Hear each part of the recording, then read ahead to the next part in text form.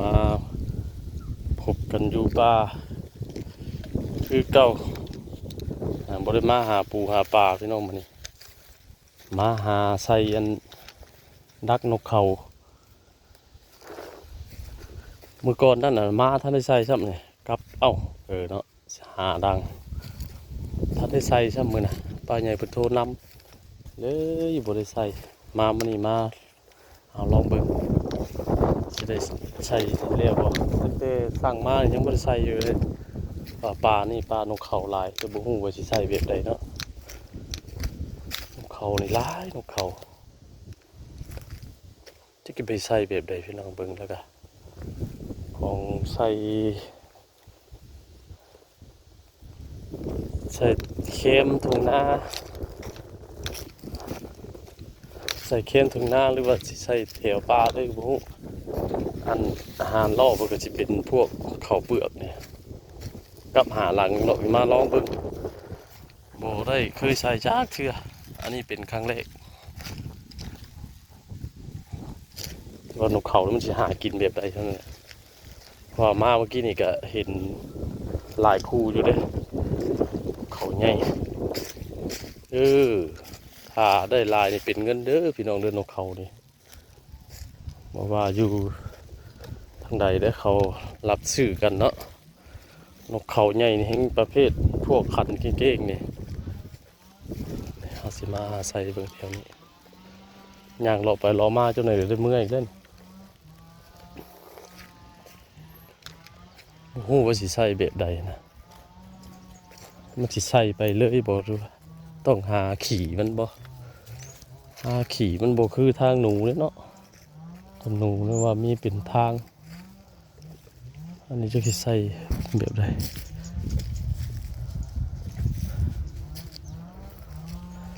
เอาเข่าล่อเข่าเปลือกล่อใส่แบบใดเนาะสิใส่เบิ่งหลังหนึ่งก่อนย่างไปย่างมาจนไหนก็บริใส่เมื่อได้เนี่ยมาใส่หมูนี่ก่อนเลยพี่น้องเลยมาลุ้นน้ำกันเฮ็ดชิ้นเป็นให้มันเห็นเนี่ยยัดคนเลยสิเห็นก่อน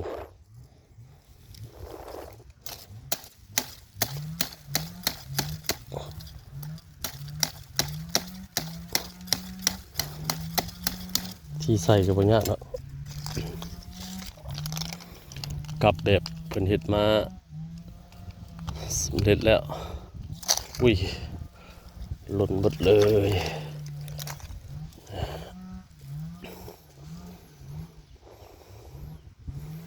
ใส่เบิ่งแบบนี้ไปวิธีใดนี่เสียงนกมันห้องนะลายนกนี่ลายนกเนี่ยตัวสายเหยียบมันนี่มัดใส่นกเลย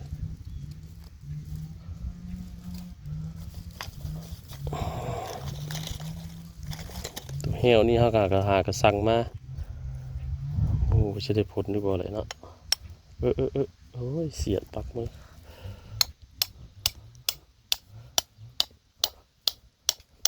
คนเห็นคนก็เอากันเลยหวานเลยเป็นตัวเหี้ยวล็อกขาล็อกตีนกตัวนี้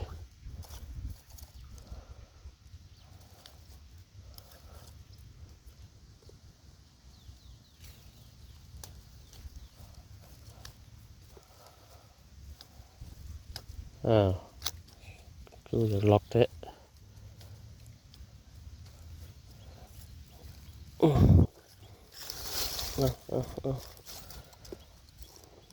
บนล็อกทำงานโพดก็ล็อกอยู่แต่ว่ามันงานเนาะเดี๋ยวมันจะล็อกแล้วบ้านที่มาเหยียบนี่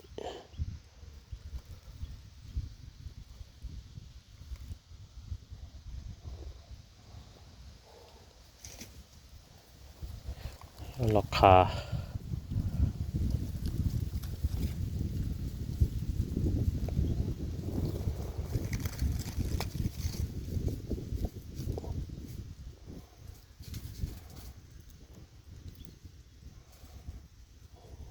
นี่ประมาณนี้แหละ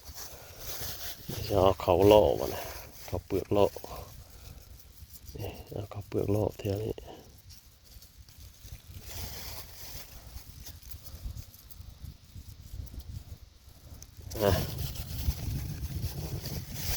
เอากระสีปกตัวนี้เมียนก่อน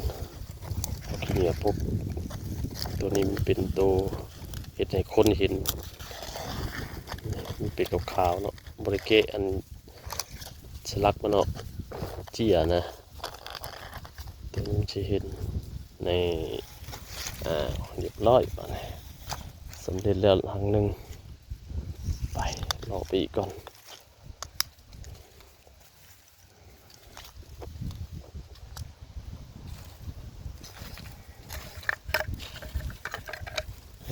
เดี๋ยวมาเบิ่งกันพี่น้องไปจักที่ใดดีกว่าเลยเนาะจะเป็นครั้งแรกที่ลุงใหญ่เห็นน้ำเขาลงขายมันคือนะเลยสั่งมาลองเบิ่ง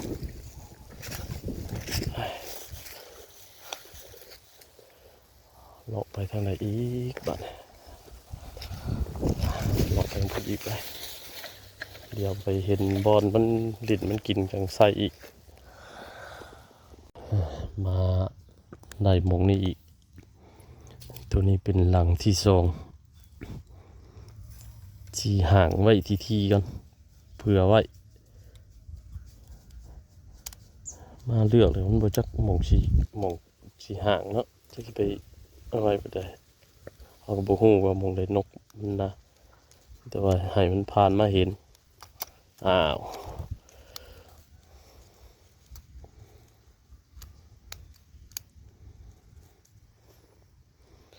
เห็นมันก็จะเห็นน้ำเขาเปลือกเขาโหยไว้นี่แหละ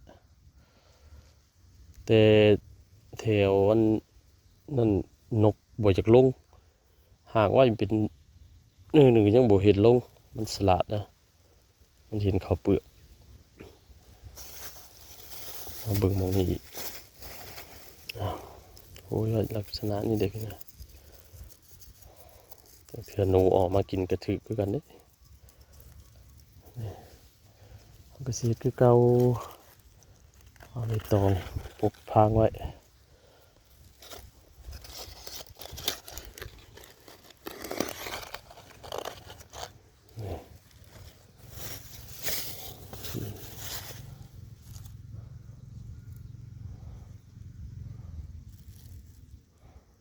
โอ้ยตื่นตกใจเบิดเป็นล็อกมือเจ้าของตัวนี้เป็นแห้วล็อกตีนนกแต่ล็อกก็มันบ่ตายบ่เจ็บบ่ปวดหรอกแค่ล็อกดึงไว้อ้าวก็ล็อกบ่อยู่นะ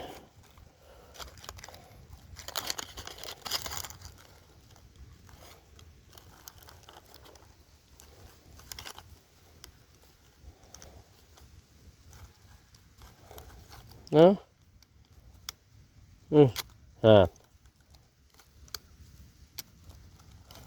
ตัวนี้ดึงมันเลย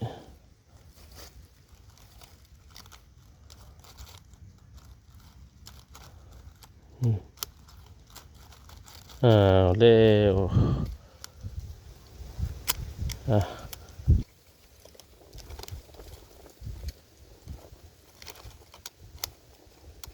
เข่งไรก็บ่ได้งานไรก็บ่ได้อีก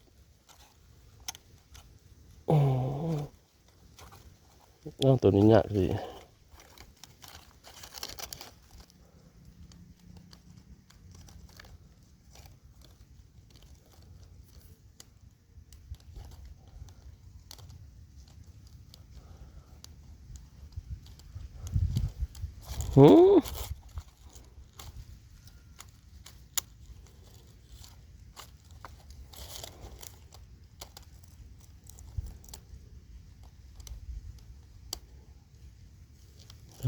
เต้เป็นชิวเอาพอเพื่อชีหักได้โอเคเอาออกมาจะนี่ได้เหยียบได้ เอ้ยมาเลยเลยหลังที่สองเลยสองหลังไปเลาะไปอีกห่างไปอีกก่อนมานี่เห็นนกเขาเป็นผูงเลยอยู่นี่นี่กอไผ่นี่เต็มอยู่เซเมนต์อยู่แถวนี้แหละนี่ตัวนี้สีห่างเป็นเป็ดเนาะเบิ่งเอาแถวเป็นเป็ดนี่ทางงัวเลยนะนี่เอาทีแล้วเบิ่งก่อนเอาแถวนี้แล้วแหละตัวนี้เป็นอยู่กลางไหหน้าตัวนี้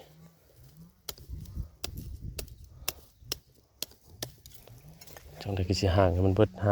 5 อัน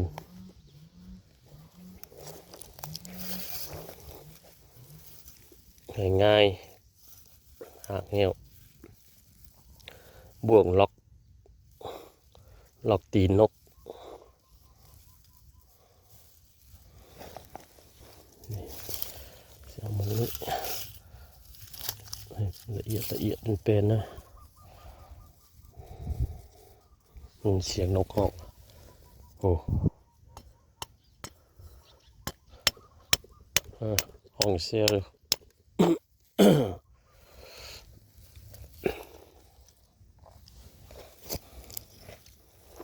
ห่างง่ายบาย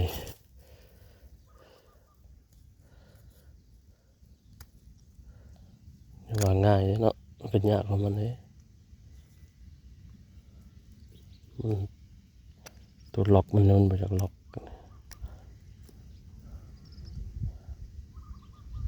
นกเขาอยู่ให้ปลายนา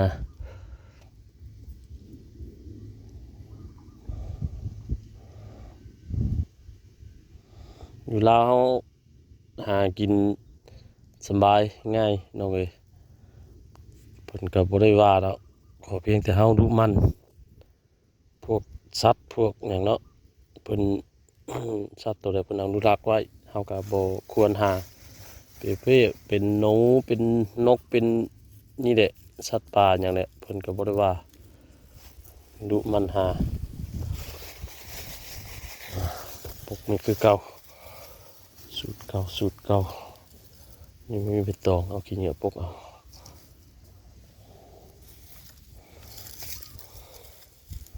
นี่ไปอีก2ก็จะห่างเมียนแถวๆนี้แหละโอเคหลังนี้แล้วได้3 หลังอีก2 หลังมาเอาแถวหน้านี่เดี๋ยวเข้มหน้าเจ้าของเนี่ยหมู่บ้านนี่ก็ฮ้อนพี่น้องอันนี้ก็มีลมอากาศเปลี่ยนใหญ่ก็เป็นหวัดเป็นไอหมดเศร้าจักเชื่อหลายมื้อหลายวันเลยแถวนี้ก็สิเอาแถวตาลนี่แหละ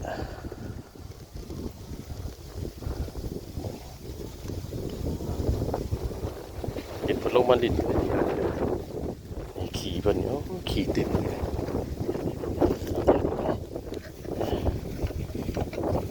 เต็มอยู่แถว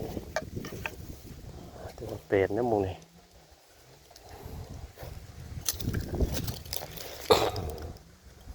เป็นอะไรกับเจ้าของเพิ่นแล้วสิเอาไปก่อนเจ้าของแห้วเพิ่นแล้วสิเอาไปก่อนไปเป็ดอะไรกัน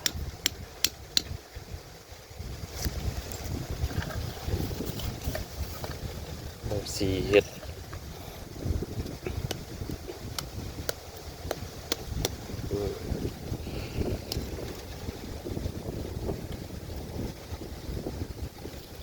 หมูนี้ใส่2 แห้วลงไปก่อน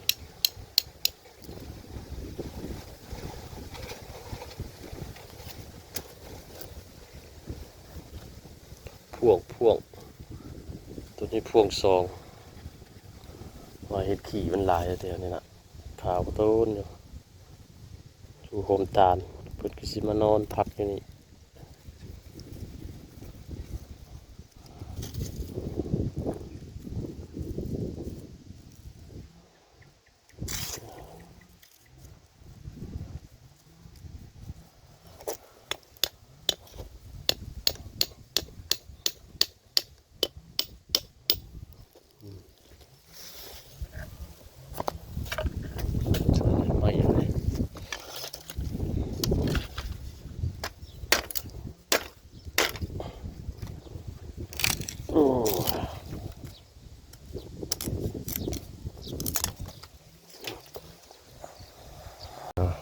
สองนั่นนี่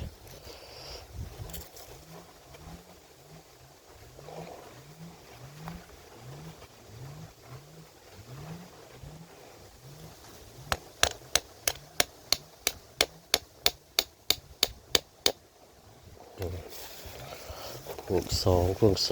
งนั่นนี่จะคือบ่คำคือก็ได้มาใส่อีกโอ้ยเป็นพัดเป็นไอพี่น้องเอ้ยโอ้ยหัวลมหัวหนาวออกอีกเลยวานนี่ก็ฮ้อนก็ฮ้อนแน่มันหิวว่ามีลม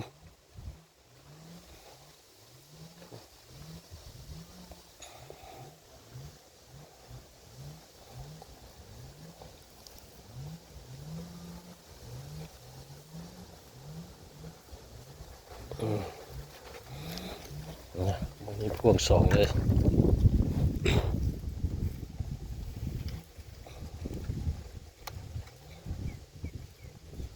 ทั้งนกเอี้ยงนกเขาแล้วเดี๋ยวนี้นกเอี้ยงขึ้นมาจูกกตาลเนี่ยมาไข่ใส่กกตาล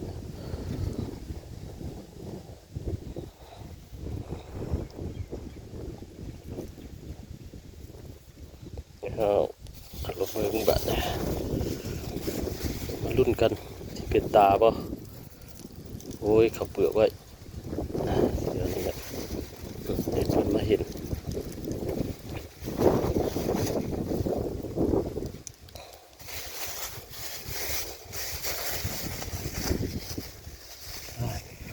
อันนี้มาพบก่อนอันนี้มาเสื่องก่อน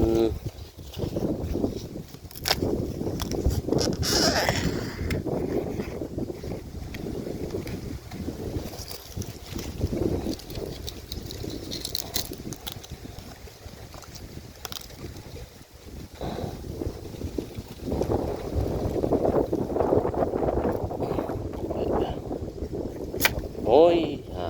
ดีเลยไฟขึ้นยังเลยชุดนี้หนึ่งมันก็ดีไปเลย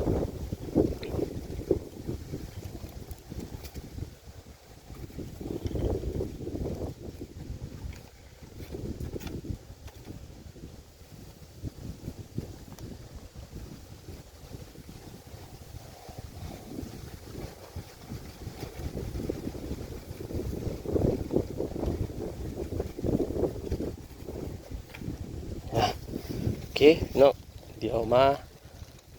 ตอนบ่ายเนาะตอนบ่ายเดี๋ยวมาเบิ่งกันว่ามันชีโดดจากโตบ่การหาอยู่หากินนี่ก็เฮาก็โอ้ฟันธงว่ามันสิได้หรือบ่ได้ได้เนาะเสี่ยงขึ้นอยู่กับดวงไปกลับป่านเลยเดี๋ยวตอนแรงลุงใหญ่ก็สิได้ออกไปพุ่นแหละ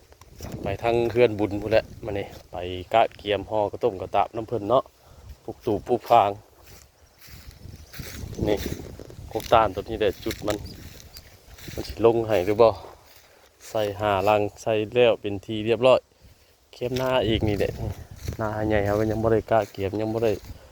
ตกแต่งยังบ่ได้หยังอยู่ฝนก็ตกมาก็บ่พอแห้งเลยเฮ็ดหยังก็ยังบ่ได้กลับบ้านดูหน่อยเดี๋ยวลุงใหญ่มาอัปเดตให้เบิ่งอีกมาถ่ายให้เบิ่งอีกเนาะว่ามันสิหมานบ่ว่ามันสิคือบ่